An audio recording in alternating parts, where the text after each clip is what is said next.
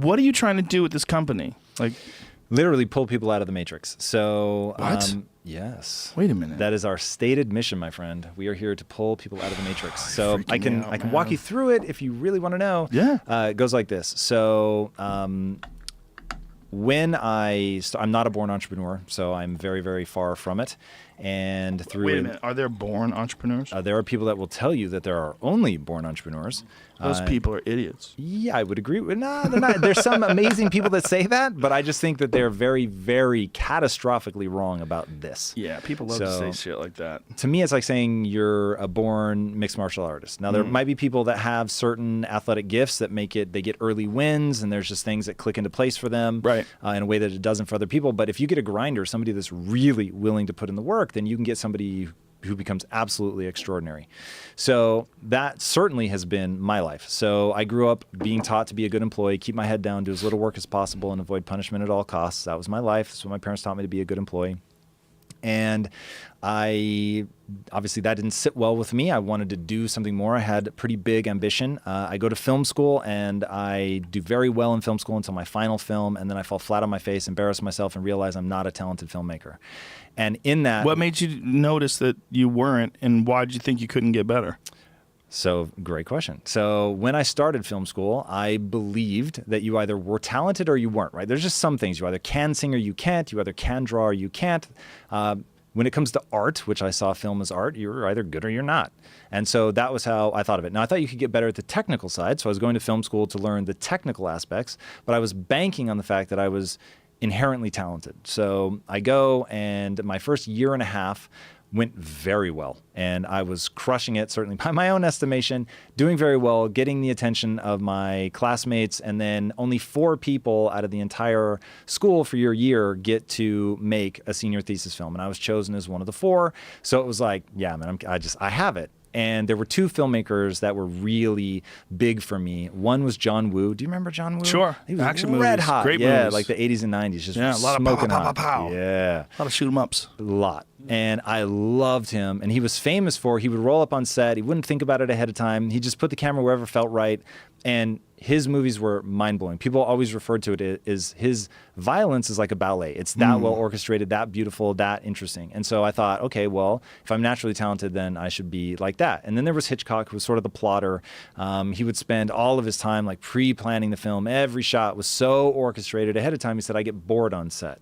And I thought, God, man, like he doesn't sound like natural talent to me. So I'm over here, I want to be John Woo. I show up on set acting like I'm John Woo. I don't pre-plan anything. I put the camera where it feels right and just publicly embarrass myself as I turn this film into a piece of shit.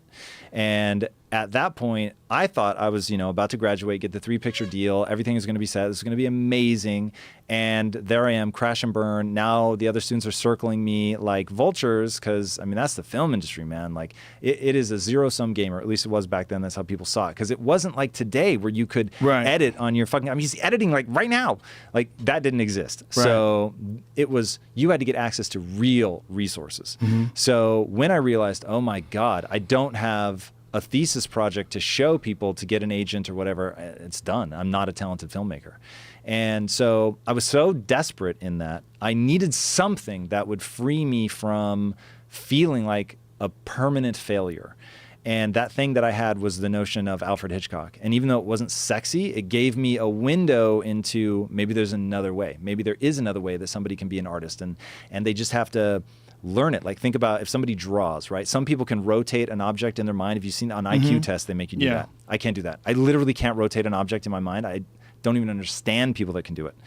So I thought, well, maybe you could become a great artist just by memorizing every conceivable pose, like a chess player. The great chess grandmasters are the ones that have memorized so many different moves and combinations that it becomes somewhat intuitive for them. So I thought, okay, that's going to have to be my path. It gave me an escape route. And then going down that path of saying, I just have to learn this stuff. I'm not naturally talented, but I have to learn. Unfortunately, Carol Dweck had not written her book Mindset at that point. So I didn't have the words growth mindset, fixed mindset, but I began began to transition out. So a fixed mindset is what I had, which you believe your talent and intelligence are fixed traits. They can't be changed. Somebody with a growth mindset realizes that your talent and intelligence are malleable, that you can develop them through disciplined practice.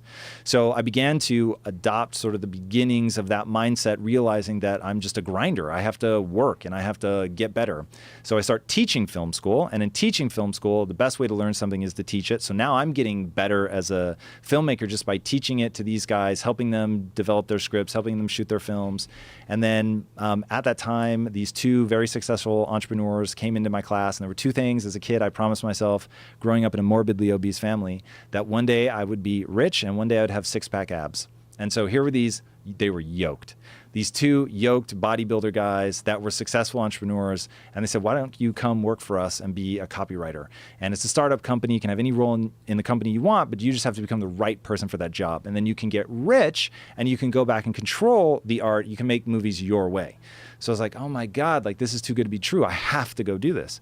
So I joined them as a copywriter as they were starting this fledgling technology company. And just to keep this from getting impossibly long, for about 8.5 years, I just chased money. I was just trying to get rich to go back and make movies my way. Right. But in that, they were very growth minded. I began to really develop a growth mindset to believe that I could do anything I set my mind to without limitation.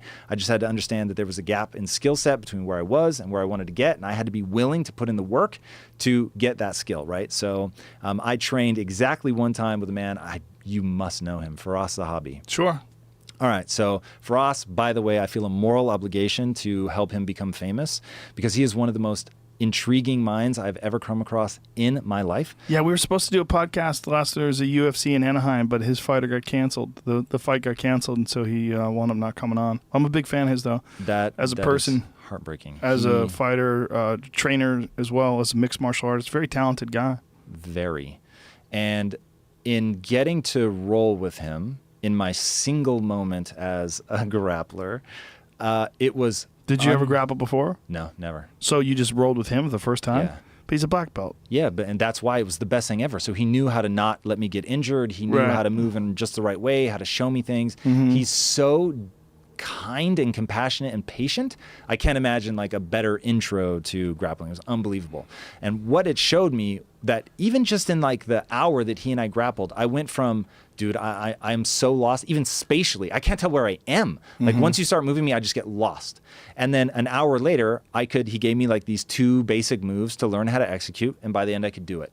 And it was like the exact reminder of what a growth mindset is and how even something that foreign to me with a good teacher, practice, you can get good. I mean, look, it's going to take years and years and years to become even competent in jiu-jitsu, let alone be able to participate at a high level. But it was a great micro reminder of just how powerfully humans can learn. Now, here's my theory about humans and learning and why, and just I guess to wrap up my entrepreneurial journey. So decide I don't want to chase money anymore, not going to do that. So I go into my partners and I say, look, I quit. This is about actually I quit at about the 6-year mark and ended up actually getting out at about 8.5 years.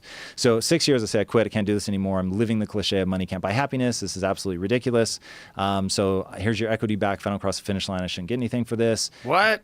So you weren't obligated to give that money back? You decided to? Correct. Wow. So sounds like a movie. But that to me is the right Old thing Yeller. to do. Old Yeller. Do I get shot at the end of this? I don't know. It sounds like so romanticized. Yeah. So I think everybody should live by a code, right? Just it's what's right for you. And so I have a code, very strong code that I live by. That was one of the things, like I'm the one quitting. Like these guys have done nothing but create opportunity for me. So I'm quitting. I'm not going to cross the finish line because I feel literally dead inside. I can't keep doing this. Doesn't make sense. I realize the game you're playing is not money. I promise. It's not success. It's brain chemistry. So once you understand the game you're playing is brain chemistry, and that if you have $7.4 billion and hate your life and want to commit suicide, what the fuck good is the money? And conversely, if you have no money, but you feel a deep sense of fulfillment, self-pride, and believe in what you're doing, like what do you care that you don't have money? Right. Better brain chemistry. Yeah, better brain chemistry, 100%. Yeah. So what'd you do? So they said, look, we could do this without you. They were totally caught off guard. They said, we could do this without you, but we don't want to. So let's talk about what would it look like for us to work together. And so by this point, like we've got a deep friendship. You know, I'm not like the new kid on the block anymore. And I said, okay, if we're going to work together, it's got to be something entirely predicated on value, not money. I need to be honest. My highest priority in business is not profitability, it's camaraderie. So that's why when they said we could do this without you, but we don't want to, that was the thing that let me reconnect to the brotherhood that had made it interesting for me in the early days. And so that felt amazing. And so I was like, I'll come back if it's all about value, if we're doing something we're passionate about, and if we're asking and answering the question, what would we do every day and love, even if we were failing? Because the struggle is guaranteed. That's hard to get a bunch of people in a business to agree to that, though, isn't it? Well, it wasn't for me because they were already there. So they were like, it's crazy. We felt the same way for a very long time. Because and by we, they were so much farther ahead than me at this point. So they really, and gave me the opportunity to learn, had really built that tech company up. Like we got, I think, a valuation of 22 million, if I'm not mistaken, at one point, and we just couldn't get it passed. And so it was like, we'd been struggling for years to move the needle more, and we just couldn't. So it wasn't like, oh, I come in and give some amazing Jerry Maguire speech and they're all like, all right, fuck it, us too. It was like, finally somebody just said what everybody was already thinking. So they said, all right, let's give us a timeline of 6 months. If we hit these revenue numbers in 6 months, we'll keep going. But if we miss them, we'll sell. So we didn't hit them. And so we began the sales process, and all in, it was about 8.5 years by the time that was finally sold. And the thing, for 3 very different reasons, that we decided to found that was going to be predicated around delivering value to our employees and our customers, that was going to be that thing that we would love doing every day, even if we were failing, that allowed me to connect emotionally because it ended up being Quest Nutrition. I grew up in a morbidly obese family, and I wanted to save my mom and my sister. And it gave me this, Mother Teresa has a great quote. She says, nobody will act for the many, but people will act for the one. So finally, I could just think about 2 people that I knew and loved, and I wanted to do something awesome for them. So when I got tired, when I was fatigued, rather than thinking about money and a big house and a fast car, I was thinking about fucking saving my mom and my sister. And our idea was if we could make food that people could choose based on taste, and it happened to be good for them, we could actually end metabolic disease. So that was like the driving force, and we were fucking excited about it. And we didn't know if it would be a real business. We didn't know, like, every time we'd explain it to people, we're putting value first. And we thought, God, do we sound like total assholes? But it was like, we really believed in it. And so it gave us insights into social media. This is back in 2009 when nobody was really using it for business. And we could see that it's just a megaphone. So if you actually do deliver that kind of value for people, they're going to talk. And now they had the ability to talk to a global audience within minutes of an interaction with your company. So if you were really taking care of them, you really delivered a product that was real, and you were building community, then you could really do something. And so that's how it took off. But it really did. I used to joke and say Quest is a company born out of misery, because it was 3 guys slogging it out, not really even liking the product that we made. It just served a need in the marketplace. It was security software. We didn't care about it. We didn't use it in our own company. So it was like, oh God. So getting into something, we were obsessively talking about nutrition anyway. I've lost 60 pounds and kept it off.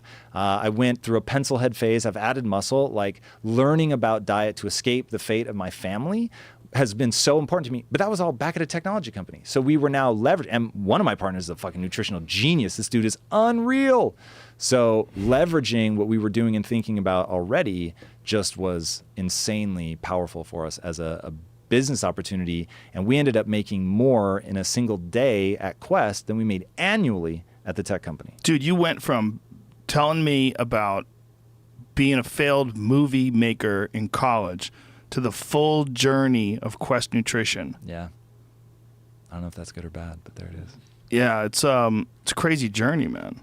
That's weird that you didn't want to go back to filmmaking, though. Like, you realized you fucked up, and why you fucked up. Well, so here we all come full circle. So this is what your new company is. So your new company is about making.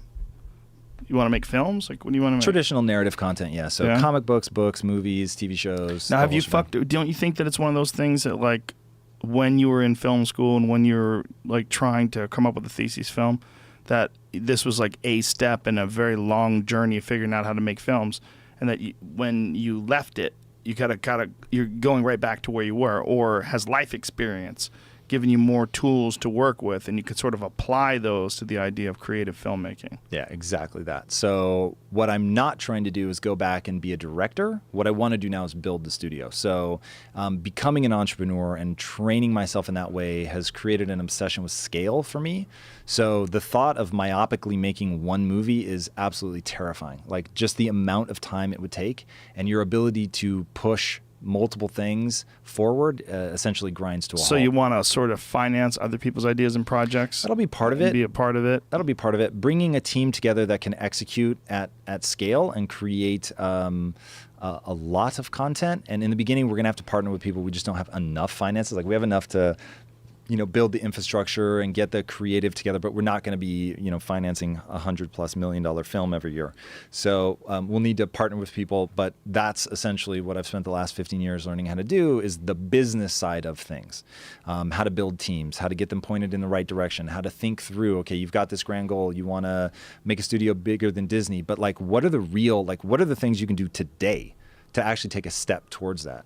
So is your desire to do things changed? Like your desire is not to create a film anymore. Your desire is now to create business. Your desire is to create some sort of a large organization. Yeah, sort of. So in reality, my real desire is I want to pull people out of the matrix. So that's what you said before. That's what I was trying to work my way back to. So that's the most sincere thing. So the matrix to me is a set of limiting beliefs that the vast majority of people have that stop them from achieving what they could achieve in life if they only understood that humans are the ultimate adaptation machine and that we are the only animal you can put into any environment and we will be able to survive and thrive. So we can do that through, sort of. Give me an example where you don't think we can. We don't survive and thrive in horrifying climates. Like you bring people to Antarctica, they survive. They certainly don't thrive. They got to get out of there. Look at indigenous people, right? So they do, and we can go in and build a research facility. So some of the adaptation is mental. There's no indigenous people living in Antarctica. Like, what do you mean indigenous people? Like Arctic Circle is what I was thinking. I apologize. So there's two kinds of adaptation. So you know that woman that swam the Bering Strait? Mm-hmm. Okay, so she sleeps with her windows open in a cold climate. I forget where she lived. Basically, what she's doing by constant cold exposure is changing her adipose tissue to brown fat. So now it's more thermogenic, and she can actually do something that she wasn't able to do. And if you're really going to let me get crazy, like looking at what Wim Hof has done with his ability to regulate internal temperature is pretty crazy. And then just what they're discovering with DNA from, at one point it was considered to be just junk DNA, and now they're realizing that's actually epigenetic responders, essentially. So are there limits? Yeah, probably, but just as looking at the way that we only have, 20,000 genes, and an onion has 40,000 genes. So what is it that makes us more complex, if you will give me that we are complex?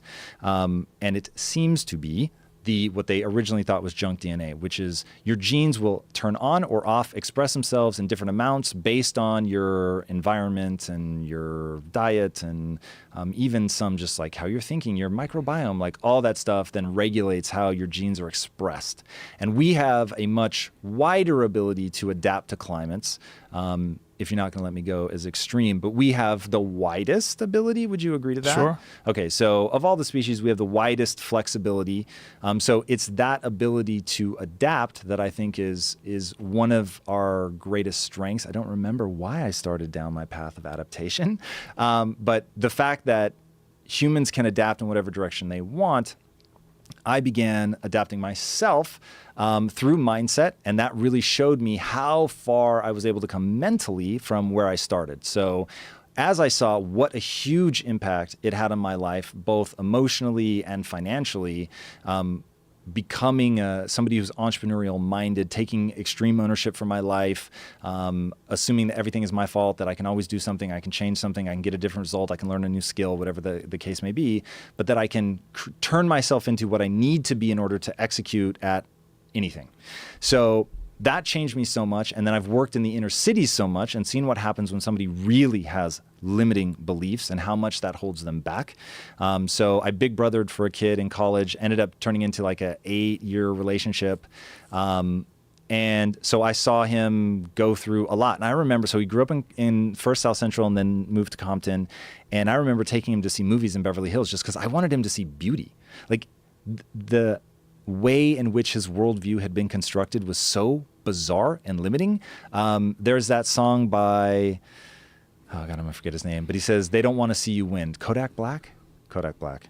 I have no idea who that is. All right, so anyway, it's a song by a guy named Kodak Black, and he talks about how they don't want to see you winning. And that was his mentality. Like, nobody wants to see me get out of the ghetto, right? Not my own mother, nobody. So that was his frame of reference, was just, yeah, well, it just wasn't meant for me because of where I grew up. Encountered those kids I was telling you about, dad shot to death, sister shot to death, like just crazy life. And their perspective was very, very limited, and they had no sense of how they're going to make something come true. So I want to help people develop an empowering mindset. Disney understood something, which is why I use them as our foil, which is every piece of content that they make feeds into a brand ethos. So if I say I'm going to go see a Sony movie or a Warner Brothers movie or a Paramount movie, you know nothing about it. But if I say I'm going to go see a Disney movie, you already know something. So we have to have the discipline to make sure that everything that we're creating feeds into that. And what would that thing you're feeding into be? Like escaping the matrix? So everything you're going to do is going to be motivational in some sort of a way, or informational, look, it's gotta inspiring? It's got to be entertainment first and foremost. But I'll give you examples of movies I wish we had created wholesale. I wish Impact Theory had made The Matrix. It's the perfect movie, in my opinion. I wish we had made Star Wars. The whole religion of the Jedi is wildly empowering, and I think. Do you know how ridiculous it is to say that you wish you made the 2 greatest movies of all time? Yeah, of course you do. Right? But I'm saying from I an wish we made ideological... Avatar. Wow. Actually, I don't wish we'd made Avatar. Why? So, honestly, I haven't looked at it closely enough to know if it falls into that, but I don't remember it having it. That's more of like a nature theme and taking care of the earth theme, whereas I'm looking for empowerment themes. So, yeah. Empowerment themes in what like in terms of fiction, all of it is going to be documentaries. Like, what are you going to try to do? So, mostly, as of right now, entirely fiction. And the idea behind that is the way that humans assimilate truly disruptive information is through narrative. And if you've read Joseph Campbell's The Power of Myth, he talks a lot about that and the hero's journey. And so wanting to leverage that, and it's not an accident that I was so impacted by The Power of Myth, and then Joseph Campbell is the one that worked with George Lucas on creating Star Wars and making sure that real hardcore mythology is at the core of it. So I just think that's how we build our belief system. It's how we build our ideology. It's how we pass it on to other people. And I'm a big believer, don't try to change behavior, try to leverage it. So people are already reading books, reading comic books, so on and so forth. It's a weird motivation to not just make things that are entertaining, but to make things that are entertaining that you think are going to be inspiring, but then to use Star Wars and The Matrix as examples. Like, do you think those movies really pulled people out of anything or just entertained people? Because I'd be much more inclined to think the latter. Sure. So here's how I look at it. I'm a filtering mechanism. I can't save everybody. Not everybody cares. So some people are going to respond, some aren't. The Matrix changed my life in a deep and fundamental way. So I know The Matrix did? Yeah, 100%. How? So at the time when I had the fixed mindset, literally right out of college, I'm in the depths of I'm not a talented filmmaker, and now what the hell do I do? Right. I went to a Comic-Con literally across the street from USC, and they were handing out tickets to go see The Matrix at Warner Brothers Studios, and I was very excited. Took the ticket, went that night, went in. Do you remember the movie well? Oh, absolutely. All right, so when Agent Smith goes, "No, officer, your men are already dead," and then they cut to up there, Trinity jumps, camera goes slow motion and spins around her, the entire audience, myself included, yelled, because it was just unlike anything we'd ever seen in a movie. It was such a rad experience. And so that primed me for what ends up being the perfect metaphor for limiting beliefs. And you know Michael Strahan? Mm-hmm. All right, so Michael Strahan said the same thing. He was like, the year that he got the award for most sacks in a single season was because of The Matrix. What? So literally, his own words. He came on Impact Theory, interviewed him, asked him that question. He said, without a doubt, that movie is the reason that I got the record. Because he said, up until that moment, I see Morpheus and Neo training, and Morpheus says, do you really think that I'm faster than you because of my muscles? You really think this is air you're breathing? And Strahan realized, holy shit, I have a belief that I can only get 1 sack per game. But why can't I get 2? Why can't I get 3? And he said because of that, he would get a sack and then go, no, I can get another one. And he said, I realized in that moment that once I got a sack in a game, I would back off because I just believed that was like the most anyone could do in a game. So, and it had a similar impact to me. It made me realize I needed to figure out what is the Matrix, right? Because I don't actually think we're in a simulation. So what is the Matrix? Belief system. What is my version of jacking in? Reading. What is my kung fu? Business. Like those were all the things that began to stack. It wasn't there while I'm sitting in the movie theater, but those were the things that were in my mind, and I just kept thinking about it. And I think in movies. So when I give examples, a lot of times I give examples from movies because they have that impact. Now, the reason that I don't think something like this would work, and the reason that I think so many people have not responded the way that I've responded, is nobody is allowing people to take it seriously. So social media, I think, is going to change that.